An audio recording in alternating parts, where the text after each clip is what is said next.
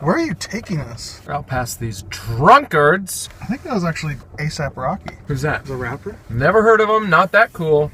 He's pretty good. Yeah. Well, guess who's really good? Me! Because I'm A$AP Allen, and I like to rap. I get it really fast. Wait, sometimes your beats are way too fast.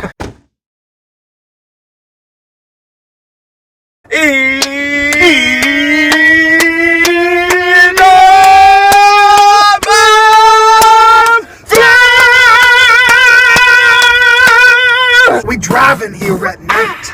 We driving through lights. We driving down the streets. Oh, it smells like meat. Oh, that's weird. Drive time. Starbucks is still open? Some of them are open 24 hours. Why the F would you want a coffee at midnight?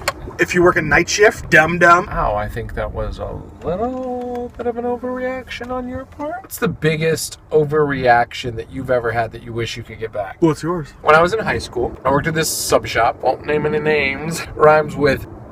Well, I was going to say rhymes with Lenny's, but it was just Lenny's. I was there all the time. I actually managed this sub shop. I'm already a perfectionist. I'm already a workaholic. I don't need to be pushed, and I don't need to be like micromanaged or what. I just don't need that, and it actually works against me. I'll already work my hardest. I had this manager, so sometimes we'd work together, and sometimes he would still manage me. He was like trying to tell me, whatever, something one day, something minor, and I flipped out. I took the gloves off, I threw my stuff down, gave this big speech. You want to do it that way? Have it your way. You don't need me. And I left. And he's like, no, don't. I never looked back. I quit and I moved. I started my life. Maybe I was frustrated deep down with where I was and knew I wanted something more out of life, and I would have stayed there forever had it not been for some outburst. I don't know. But I always felt bad about the way I handled it because I almost wanted to embarrass him, and he didn't deserve that. He was a great guy, but just pushed me a little too far and a little too hard, and I didn't like it. And I should have just said that.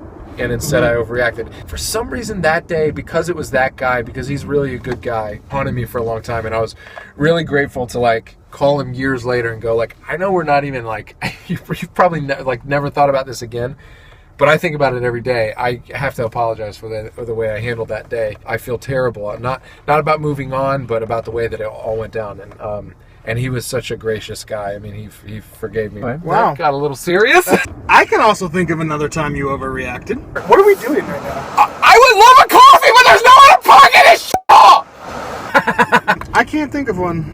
Oh, you've never overreacted. I lost my father when I was in grade 9. I'll never forget, my mom and I got in the car to drive to his funeral, and my mom gave me this very heartfelt look and said to me, I'm so sorry you have to go through this. Your father was a wonderful man. Let's go put him to rest. Something inside of me just kind of snapped, and I was like, Mom, I'm cool. Don't worry about it. Get over it. Jeez. And she just sort of looked forward, and we drove on. But it always kind of stuck with me.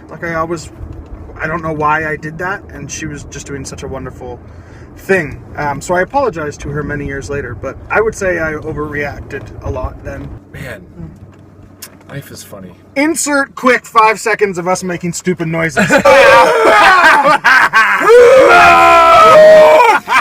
Look, we've never planned an episode, except for where there's got to be a prop. There's very little planning otherwise, though. But especially with drive times, we just get in the car and go. Let's just go get in the car and hang out for a little bit and see what happens. And it's funny because you never really know where it's going to go. It could be the funniest, craziest thing where it turns into a heist. Have we ever turned it into a heist? Sometimes it gets serious, and that's okay. Those moments really underscore why we, as entertainers, who want to have a fun channel called Enormous Friends, where we just share our love and our laughter and our stupid, foolish moments with people, and hopefully get a laugh or some joy out of somebody for a minute. We've had those serious moments in our life that that we maybe don't talk about all the time, but they're there. Everybody has those moments. It is important to talk about that, and if you don't have an enormous friend to share those moments with, or share those peaks and valleys, then maybe it's time to find somebody to open up to. Whether it's good or bad, it's good that you share. I almost broke my pinky on that hit. Thanks for joining us here today. I'm glad y'all came out. Have stayed. Talked about our feelings. Talked about our lives. Caring and sharing. That's what they say. Subscribe.